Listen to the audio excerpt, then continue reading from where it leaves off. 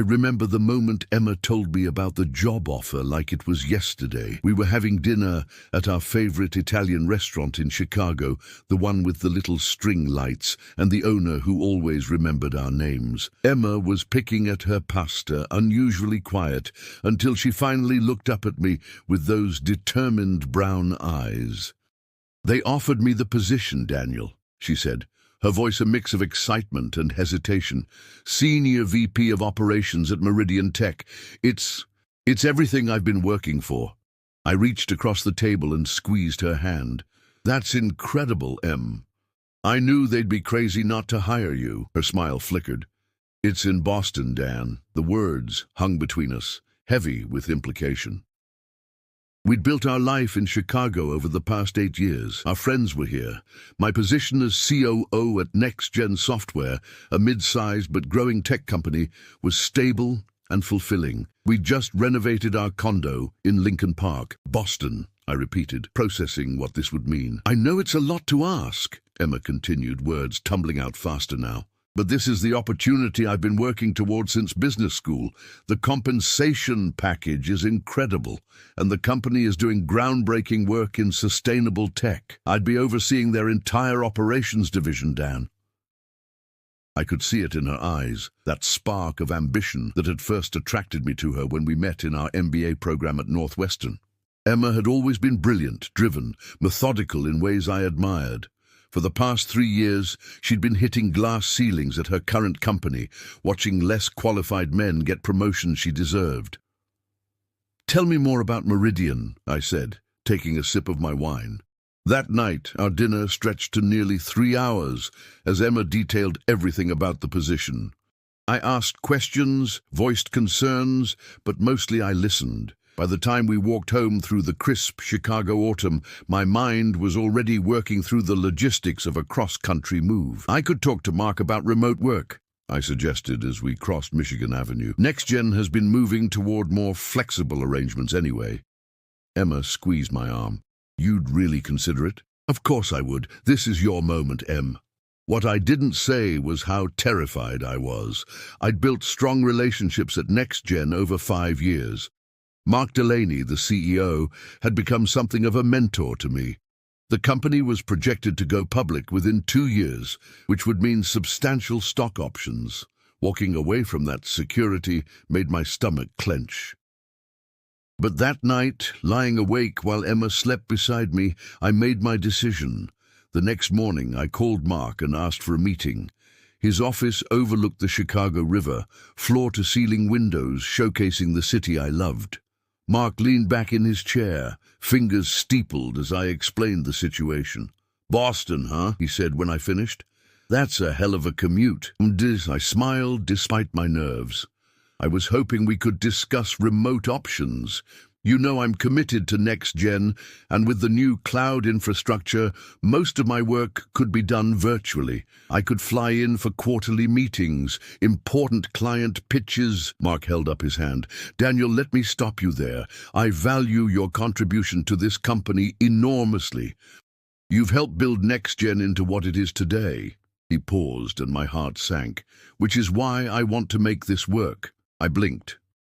"You do. We live in a digital age. Your work speaks for itself. I'd rather have you remote than lose you entirely." He leaned forward. "We'll need to work out some details, maybe have you here 1 week per month, but I think we can make this happen." Relief flooded through me. "Thank you, Mark. This means everything." "Don't thank me yet," he said with a wry smile. "The board might have opinions, and we'll need to structure this properly. But you've earned this flexibility." That evening, I came home with a bottle of champagne. Emma was on a conference call in our home office, but her eyes widened when she saw me. She quickly wrapped up her call. "Well?" she asked, barely containing her anticipation. I popped the cork. "Looks like we're moving to Boston." Her squeal of delight as she threw her arms around me made every moment of anxiety worth it. We spent the night mapping out our new life on the East Coast, researching neighborhoods in Boston, dreaming about weekend trips to Cape Cod. The following weeks were a whirlwind. We found a beautiful brownstone in Beacon Hill that cost roughly twice what our Chicago condo was worth. But with Emma's new salary and my maintained income, we could make it work. NextGen's legal team drafted a remote work agreement that satisfied both sides. We started saying our goodbyes, had countless last dinners with friends who promised to visit. The morning we left Chicago was bittersweet. Our furniture had gone ahead in moving trucks. We stood in our empty condo, the space echoing around us. "Second thoughts?" Emma asked softly, noticing my expression. I pulled her close. "Not one. This is your time to shine." "Our time," she corrected me. "We're in this together." Nice tea. The flight to Boston was short, but it felt like crossing into a new chapter of our lives.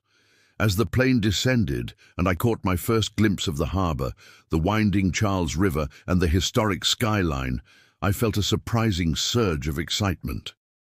Maybe this change would be good for both of us. We settled into a routine quickly. Emma threw herself into her new role at Meridian, often coming home late but energized, full of stories about the company's innovations and her plans for streamlining operations. I set up my home office in the second bedroom of our brownstone, with a view of the narrow, tree-lined street below. Working remotely had its challenges. The 5-hour meetings on Zoom were draining in ways in-person meetings weren't. The casual hallway conversations where so many problems got solved at NextGen were now impossible. But I adapted, scheduling virtual coffee breaks with key team members, making sure I remained visible despite the distance. Once a month, I flew back to Chicago for a week of in-person meetings. Those trips were exhausting but essential.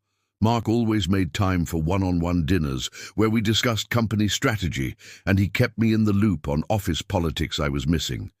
"The remote arrangement is working better than I expected," he admitted during one such dinner 3 months after our move. "Though I have to say the office isn't the same without you." I was touched by his candor. "I appreciate you making this work, Mark. It means a lot that I can support Emma's career without sacrificing mine." He nodded thoughtfully. "How is Emma finding Meridian?" "She's thriving," I said, unable to keep the pride from my voice. "Already implementing changes, building her team.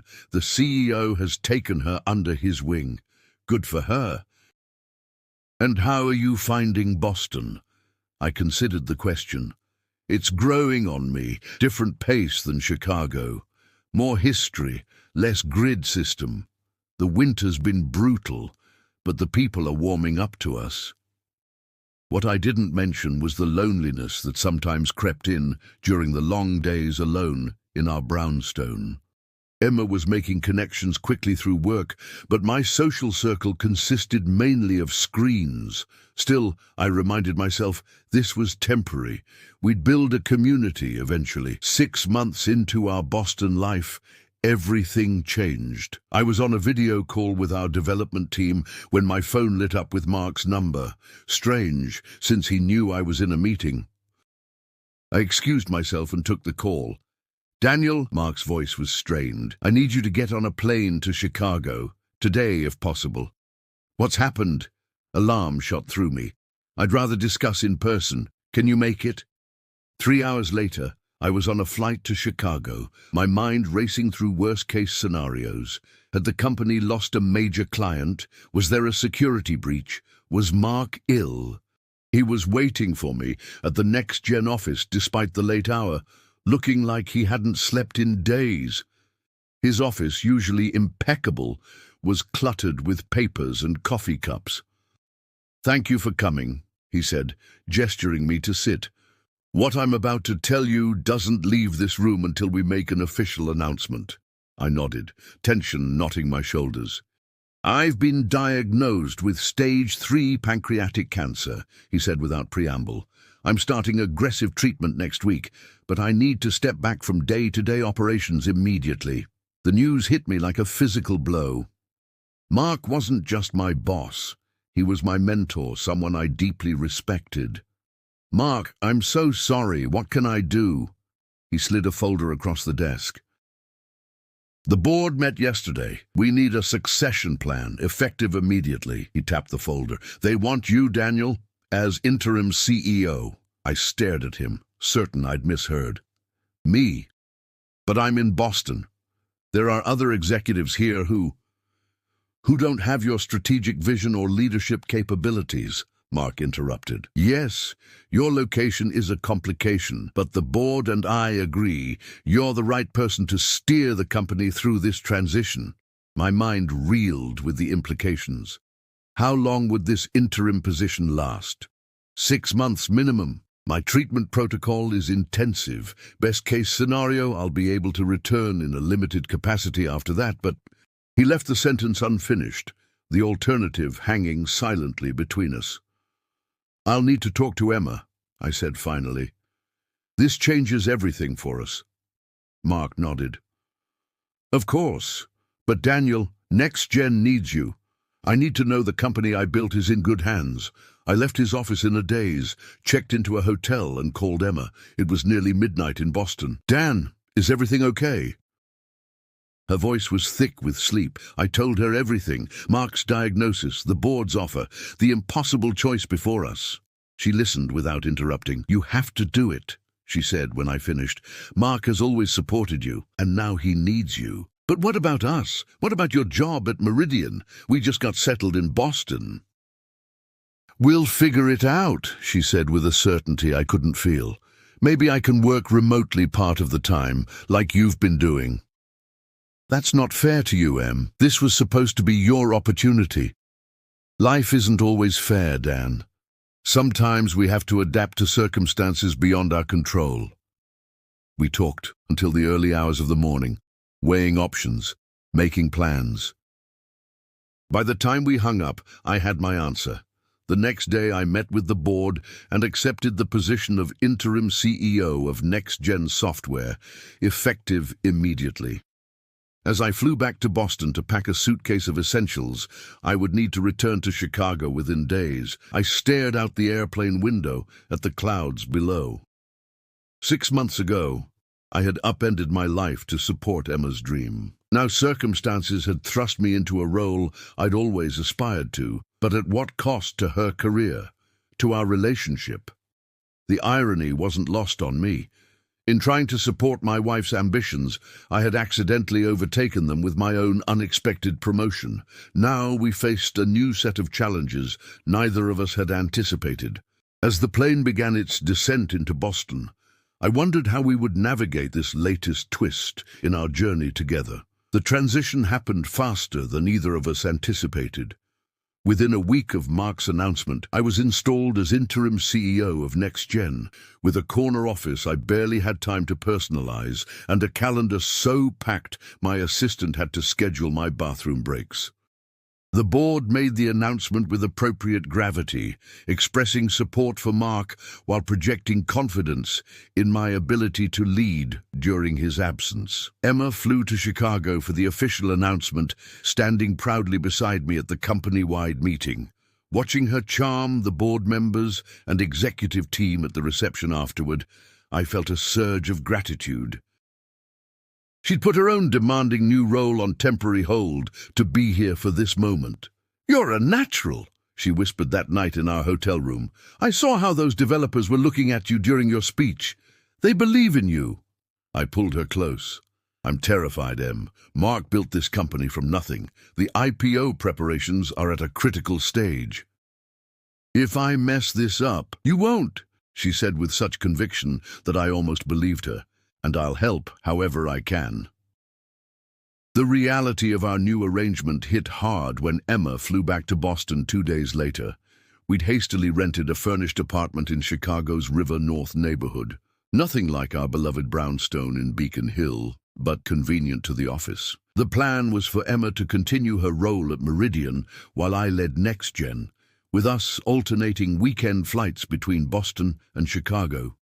"It's only temporary," became our mantra. "We can do anything for 6 months." Those first few weeks were brutal. The learning curve as CEO was steep, even though I'd been COO for years.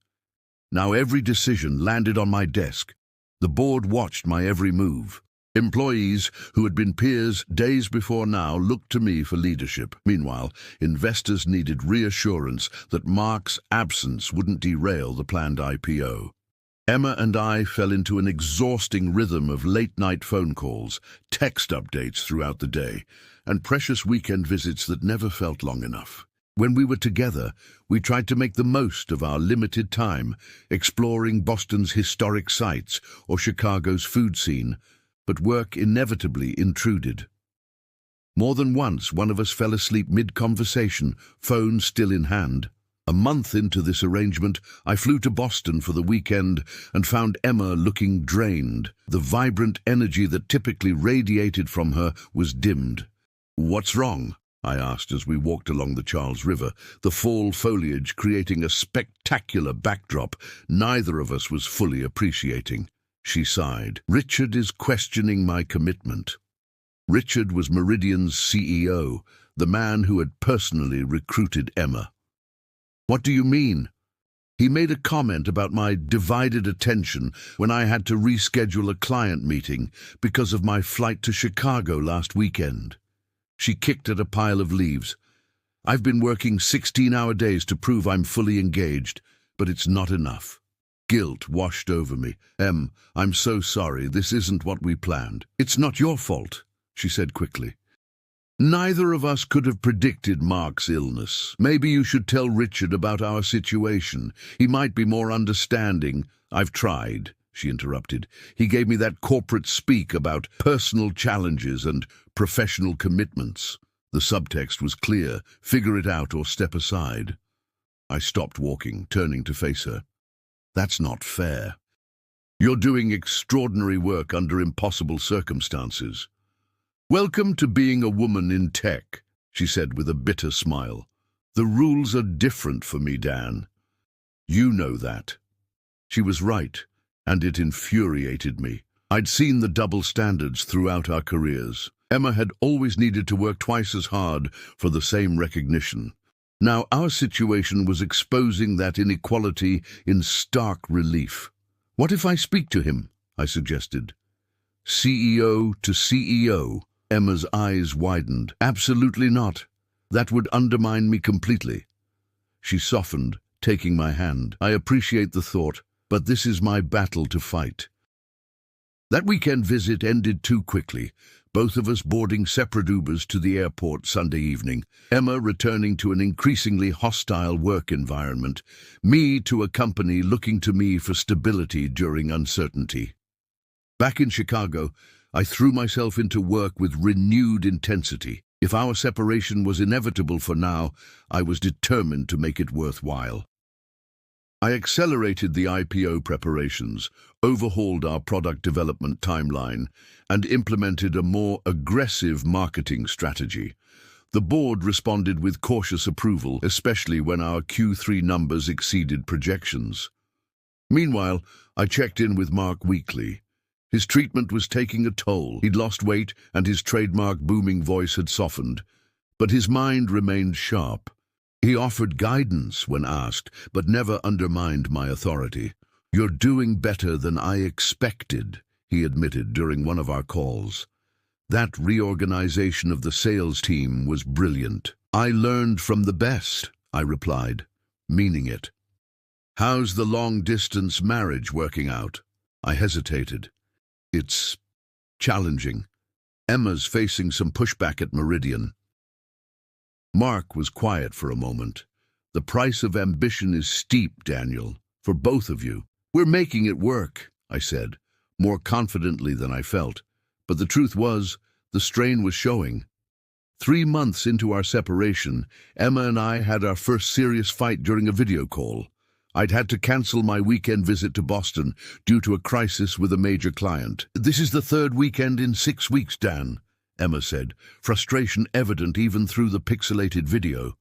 "I rescheduled an important presentation to be here." "I know, and I'm sorry, but Patterson is threatening to pull their contract.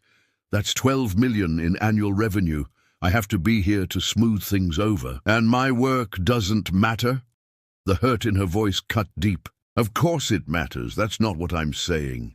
Then what are you saying? Because from where I'm sitting, it looks like your career has automatically taken precedence over mine. The accusation stung because there was truth in it. That's not fair, Em. I moved to Boston for you without hesitation. And now I'm living alone in this city while you're building your CEO legacy in Chicago. We both fell silent, the conversation veering into dangerous territory. I miss you, I finally said, the fight draining out of me. This isn't what either of us wanted. Her expression softened. I miss you too.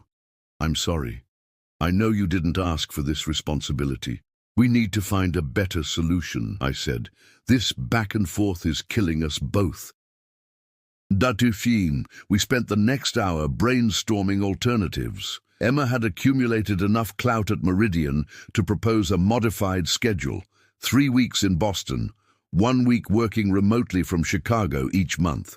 It wasn't ideal, but it would give us more consistent time together. To my surprise, Richard approved her proposal with minimal pushback.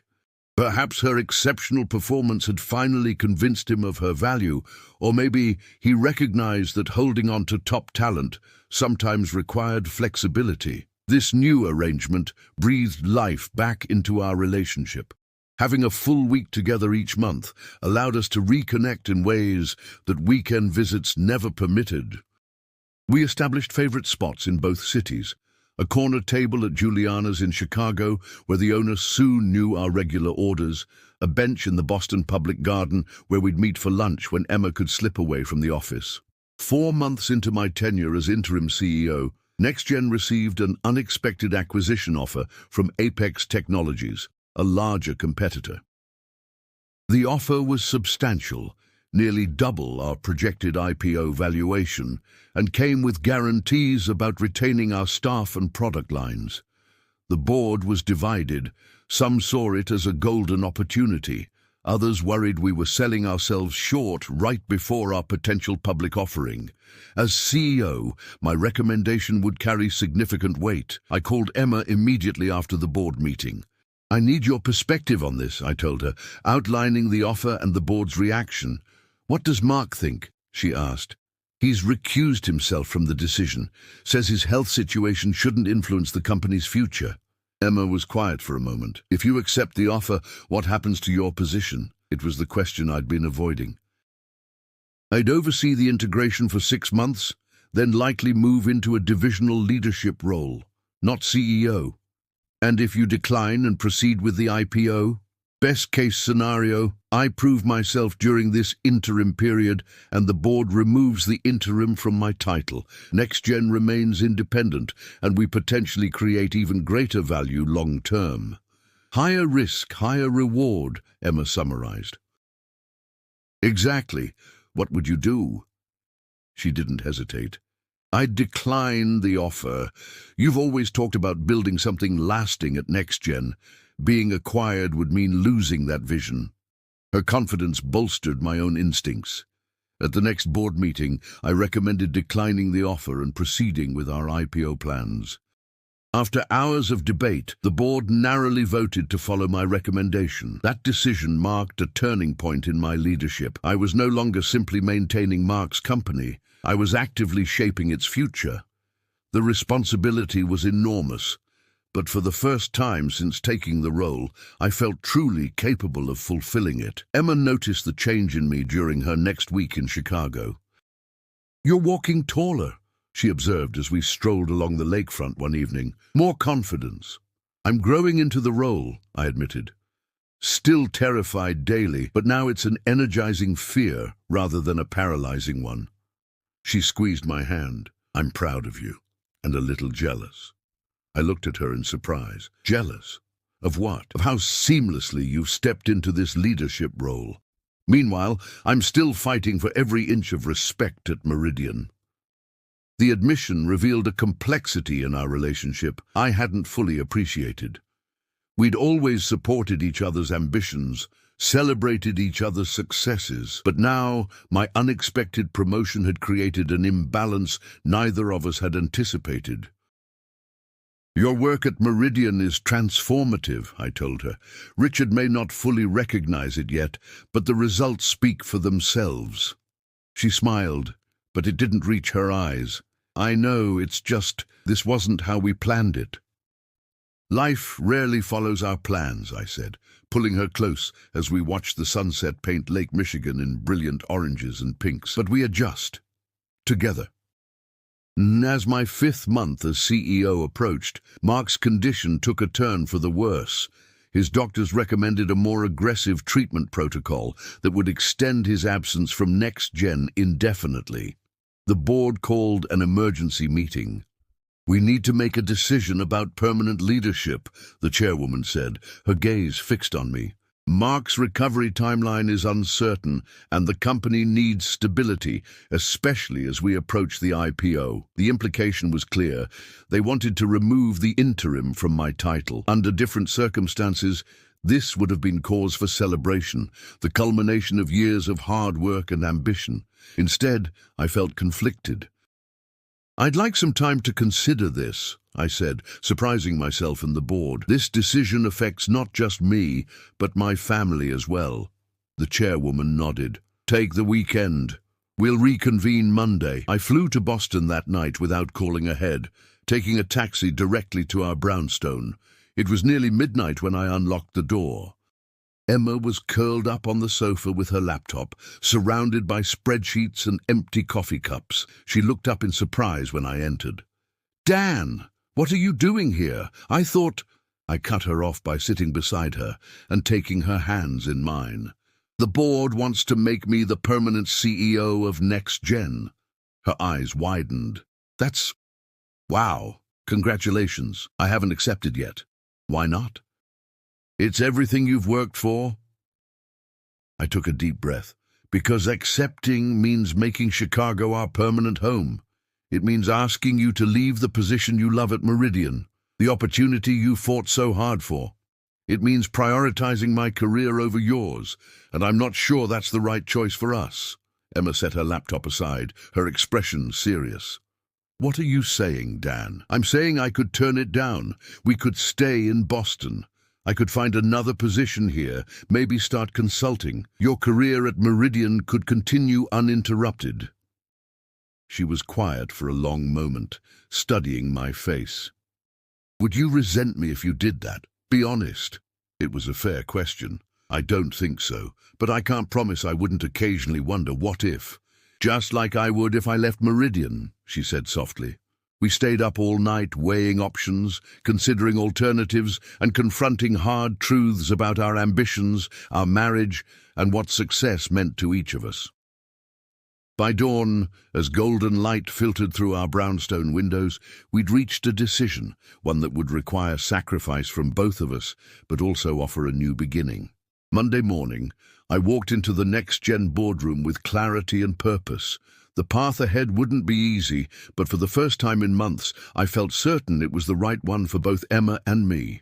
The boardroom fell silent as I took my place at the head of the table that Monday morning. 11 pairs of eyes watched me expectantly, some hopeful, others calculating, all waiting for my decision about the permanent CEO position. "Before I share my decision," I began, "I want to thank you all for your confidence in my leadership these past 5 months. It's been both challenging and rewarding to guide NextGen through this transition." I paused, making eye contact with each board member. Most of them had known me for years, had watched my progression through the company. They deserved my honesty. "I'm prepared to accept the position of CEO," I continued, "but with one significant condition. I want to restructure our executive operations between Chicago and Boston." Murmurs rippled around the table.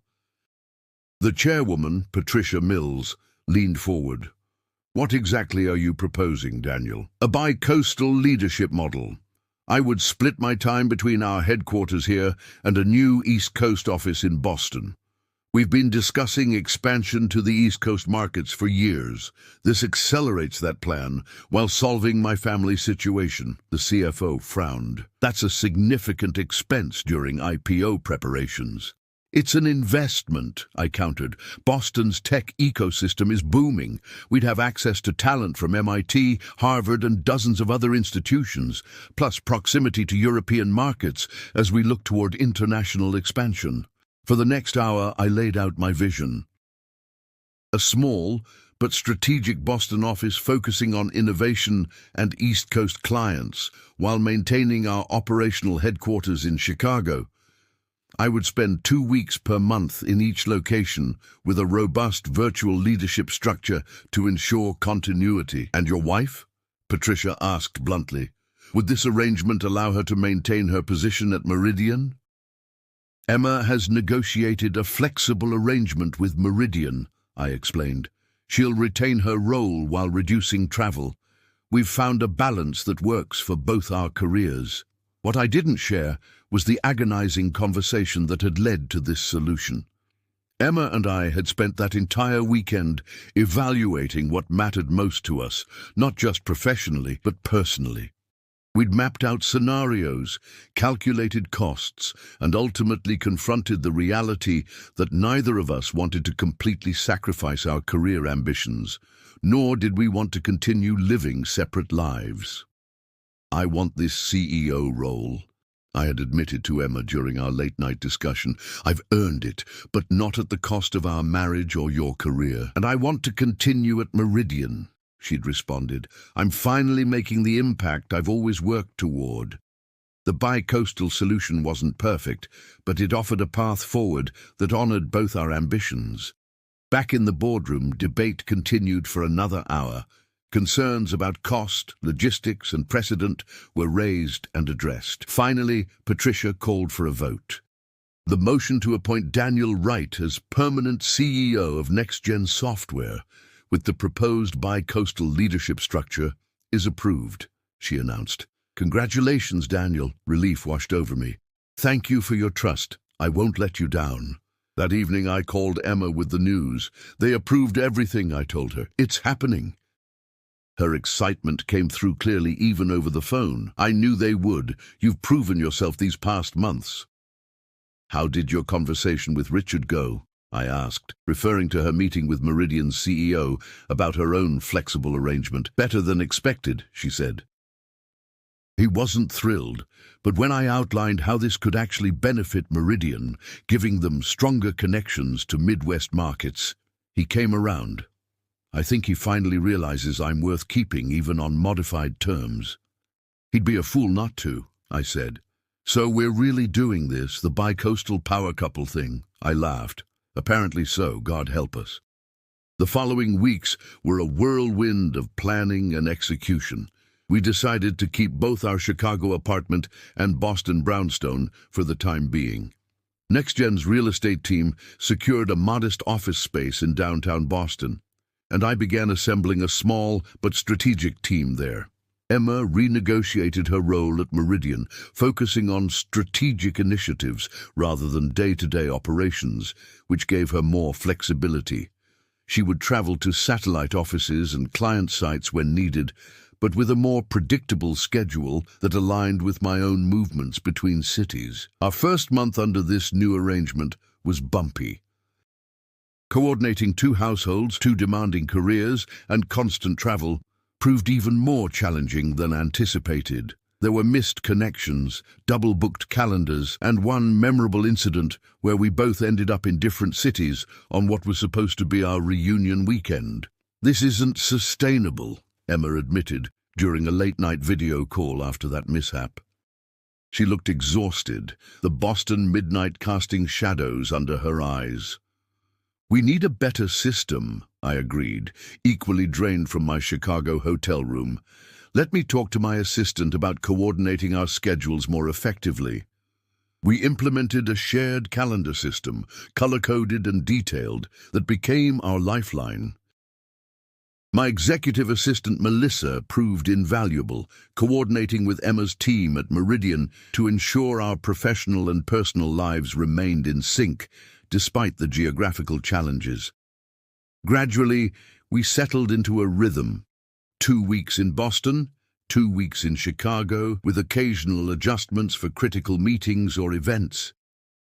We established routines in both cities, regular restaurants, running routes, even favorite grocery stores. It wasn't conventional, but it worked for us. More importantly, our careers flourished under this arrangement.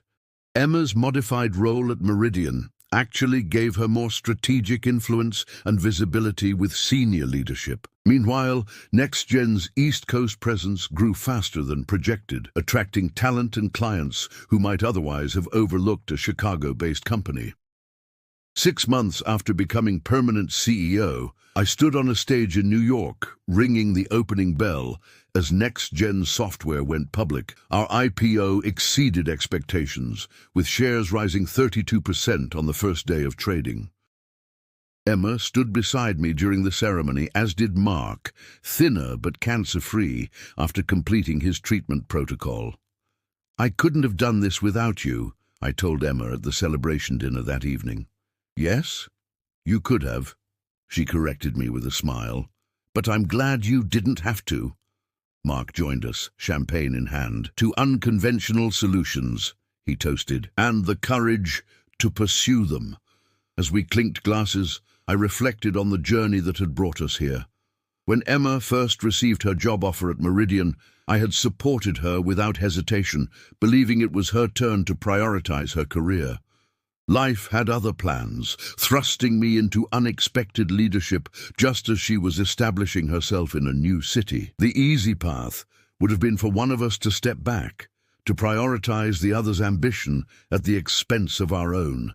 Instead, we'd found a more difficult but ultimately more rewarding solution, one that honored both our professional goals and our commitment to each other. Our bi-coastal life wasn't without challenges. We still had weeks of separation, miscommunications, and the physical toll of constant travel, but we also had purpose, fulfillment, and the knowledge that we hadn't asked the other to diminish themselves for our success.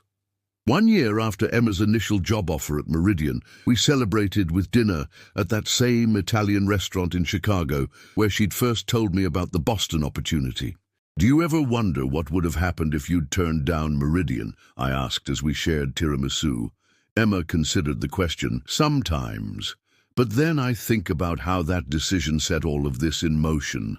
She gestured between us. "We could have played it safe, stayed in our comfortable Chicago life, but then we wouldn't have grown in the ways we have." "Growth is rarely comfortable," I acknowledged. "No, but it's worth it." She reached across the table and took my hand, just as I had done a year earlier when she'd shared her news. "I'm proud of us, Dan. We didn't take the easy road, but we found our way together." Outside, Chicago's lights reflected off the river, the city that had once been our only home, now sharing that distinction with Boston. Tomorrow, we'd board a plane to the East Coast, continuing our unconventional journey. But tonight, we celebrated how far we'd come and the partnership that had made it possible. I squeezed Emma's hand, thinking about all the twists our story had taken. When I'd supported her move to Boston, I never imagined I'd become CEO overnight, or that we'd find a way to honor both our ambitions despite the geographical challenges. Life rarely follows the path we expect, but sometimes the detours lead to destinations better than we could have planned. "To us," I said, raising my glass, "and whatever comes next." Emma smiled, clinking her glass against mine. "I can't wait to find out."